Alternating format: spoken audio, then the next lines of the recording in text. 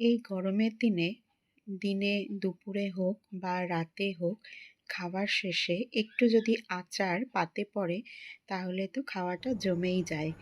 আর তা যদি হয় আমের এইরকম রসালো আচার তাহলে আর তো কথাই নেই। তো প্রথমে দেখো আমি আমগুলো ৪ টুকরো করে কেটে নিয়েছি, নিয়ে রোদ্দুরে আধ ঘন্টা মতন শুকিয়ে নিয়েছি অল্প একটু। তারপরে যতটা পরিমাণ আমি আম নিয়েছি ঠিক ততটা পরিমাণ এখানে চিনি লাগবে। আর চিনিটা আমি প্রথমেই শুকনো কড়াইতে দিয়ে একটুখানি জাস্ট গলিয়ে নিয়েছি, নিয়েই আর ওই আমটা কেটে রাখা আমটা আমি দিয়ে দিলাম। একদম সিমে দিয়ে আগুনটা এটা করতে হবে। দেখো কীরকম জল বার হয়ে গেছে, চিনি একদম গলে গেছে।